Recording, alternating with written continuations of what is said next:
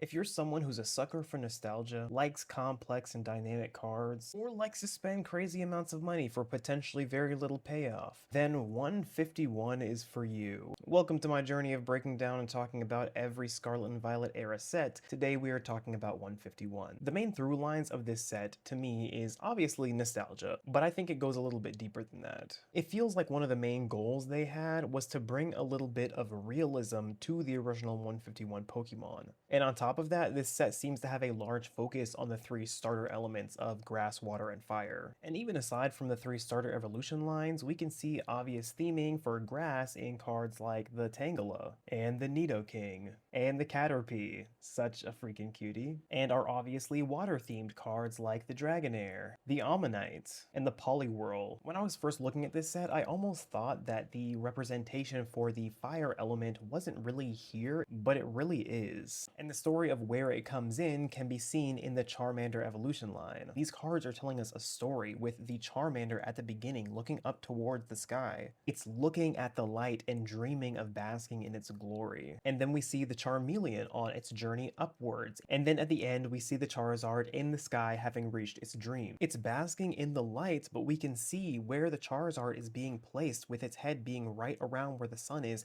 It's like the Charizard is becoming the light. It brings your attention to the fact that the fire inspiration in these other cards is the dynamic lighting that we see throughout the other cards. In cards like the Psyduck and Mr. Mime, and even in other cards that have existing themes we've already seen, we see that it's also sharing the stage with this dynamic lighting, giving it a duality. We see it in the Dragonair, we see it in the Nidoking, even in the Caterpie, amongst many other cards in this set. Another thing that I love in this set is how we get to see the Squirtle line reflecting against the Charmander line. With water being the antithesis to fire, we get to see the Squirtle go through almost the opposite journey that the Charmander went through. At first, the Squirtle is starting on the beach, barely touching its own element, but basking in the sun. And then we see it going deeper with the sun to its back while it looks for deeper waters. And finally, we see it as the Blastoise in those deep, dark depths where ostensibly it's at its most powerful. This set also has a number of other very cool cards that I'm a huge fan of, like the Giovanni's Charisma, and especially the Zapdos. Overall, I think this set is something really special, and I hope that it will always be remembered as such. So many of the cards are interestingly complex and beautiful, and the way this set weaves through its own themes through the cards is something to behold. So, with all that being said, my full rating for this set is going to be